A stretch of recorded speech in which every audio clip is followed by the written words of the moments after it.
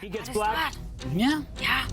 And he starts with knight f3. James, that's a solid start when you need a draw to win the match. Of course, you need to go King's Indian here, big fella. Something very strange and for some change, okay? You're going to have to make it happen here or you're going, I mean, you're getting, not eliminated, but you get to the loser's bracket here. And it's going to be tough to see Magnus in the loser's bracket. So it's pretty tough. Yeah. It's harsh, right? G6, we got Bishop G2, Bishop G7. Come on, let's see it. D4, D6, D6, D6, Magnus, D6. He's willing him. James is willing Magnus to go d6. Okay, Well, it might happen. There it is. There it is. There it is. KID. It's a dub. It's a dub. It's a win. We good. We good. It's a win.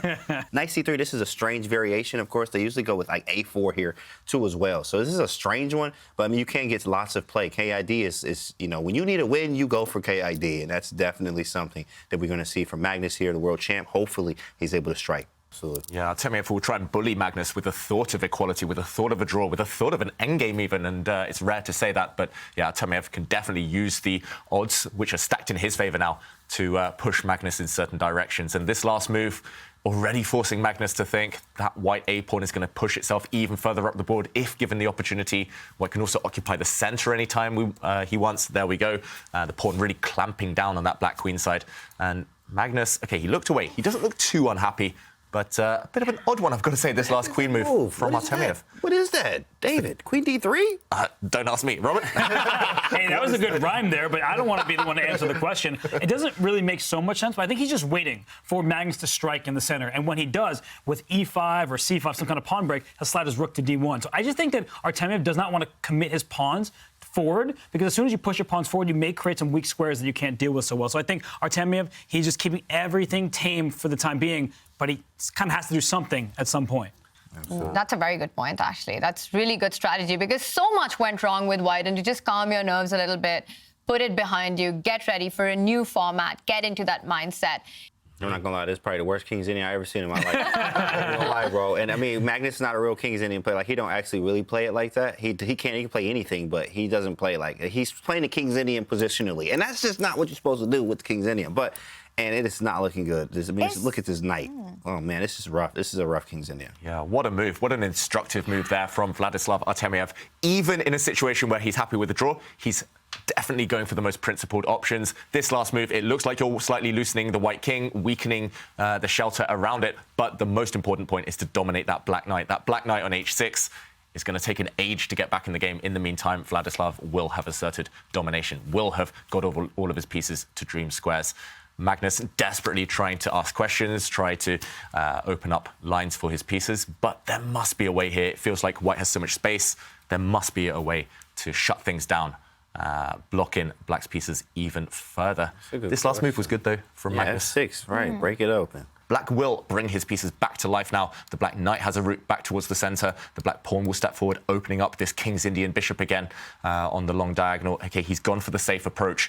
No complications, no mess there. He's still got enough time on the clock. Whoa. Now F5. Whoa. Yeah, exactly. Oh, my goodness. Yeah, James, you said it before I could. He's going for this skewer here, the queen and rook in the same line. But I still believe this is what Magnus wants. He may lose some material. The eval bar saying that Artemiev is better, and he is, objectively. Right. But practically speaking, this does give Magnus more chance to win, as I said before, even if it means he might lose the game. Yeah, total mess. I guess now you do have options. You could consider, for example, taking this pawn, even if you move your queen out the way.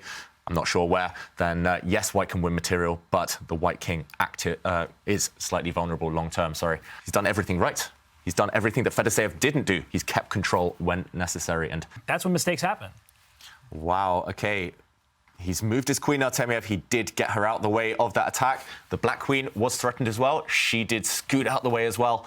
But suddenly, you can go and grab the black rook, but it does come at the cost of your beautiful dark-squared bishop with white.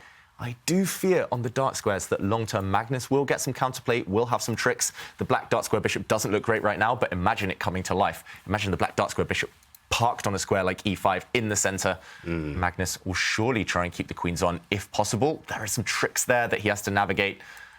Can he keep the queens on? They might take on H3 first, though. I mean, can you take on H3, try to open a G file with a smile? Like, whoo-wee. You know, it could be possible. Take on H3, and then take on G2. We're about to see.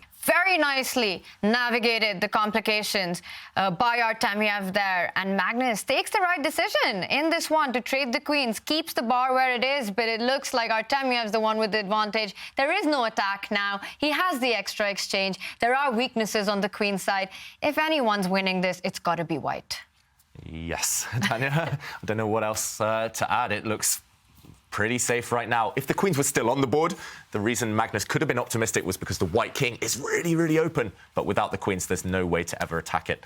And at the right moment on tap is that rook exchange. The white rook can land on a8, trade off the black rook, no danger.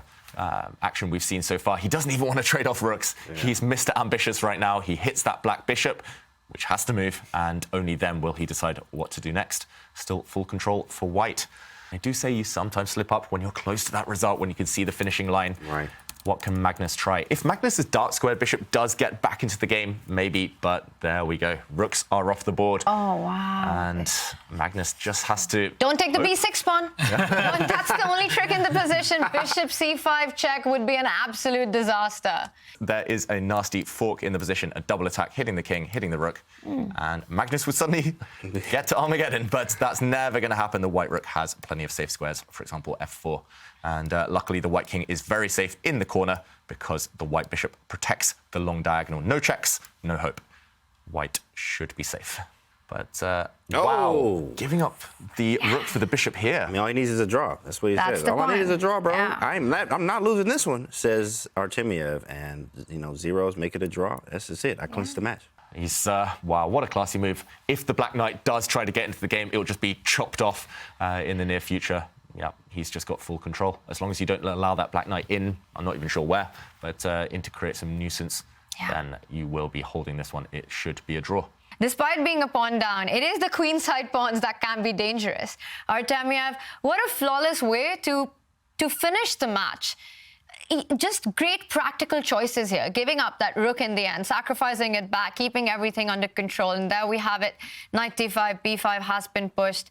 Magnus just delaying the inevitable here. It looks like Magnus Carlsen will be in the loser's bracket tomorrow. Under 30 seconds, though? You need to move. Like, what do you... Like, yo, hey, man, hey, you're playing with fire here. You got to make a move. Yeah, at least he's trying to eliminate that remaining black pawn on the queen side. He's going to play c4 next, trade off one set of pawns, get closer to that draw. Still logical, but he should have played it a bit quicker, maybe. Right, maybe. 30 seconds, room for doubt. I appreciate you, David, getting those knights off the board. And then black gets to throw in this b4 move. Then the king runs over, and we see that actually would be a winning endgame. He does drop his knight back, hitting this bishop. And the problem for Magnus is when the bishop moves, the king comes. And yeah, this pawn is not long for the world. You could try and give a check, try to create some forks, some nuisance, but the white king will step forward.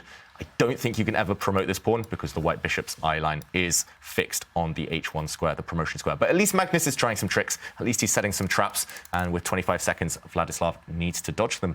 Getting fixed on b3, c2, but this is a big moment in the Chessable Masters as Magnus Carlsen does stare at his first showing in the loser's bracket if he is not able to win this one. And it looks like that move c4, it's so important because all these ideas of fixing that pawn on c2 and creating a passed pawn on the queen side with that c4 pawn, now that's gone as well. 4 seconds. No hope lives, except the clock. 6 now. And the b4 pawn falls. Is this over? Oh, the black knight is coming in. It should be a draw, of course. White could even just give up a piece as long as you remove all of black's pawns from the board. But yeah, I'm really worried about the clock situation, actually. Nerves, I mean, they have to be kicking in at some point. And now the black knight can come in with a check. Ooh, Vladislav playing with fire. If Magnus pulls this one off, I mean, that'll be nothing short of a miracle. But we've seen him do that. Needs to buy a lottery ticket if he wins this position. Wow. Okay, he's going to throw in a knight check. 3 seconds, 2 on the clock. G3. Okay, king g3. Don't take that h3 pawn. All the discovered checks with the knight landing on f2. Oh, but what, that second h-pawn, that could be dangerous. Like h5, h4 check, and... Oh, my God. Oh, my goodness. Oh, what happened? h2? He's coming. He just... The bishop but he goes e4? back. Bishop f5, and he takes the bishop. Oh, my goodness. You gotta be kidding me. Magnus is You gotta be back. kidding me. Look at Artemiev's this. face. Look at Magnus's face. Look You at- can't oh believe my it. He God. can't believe it. Can anyone my believe He this? won. Oh, my God. What? And Artemiev just lost. He need to buy a lottery ticket. Yeah. He need to buy that flagged. lottery ticket, David. He resigned. We You said got to be kidding me. Oh, Nerves. what just happened? You pure have nerves. to be kidding me, bro. And there we see Magnus Carlsen. He can't believe what just happened. Well, no one can. This was all but over, and now Magnus lives another day. We've seen him do this over and over again.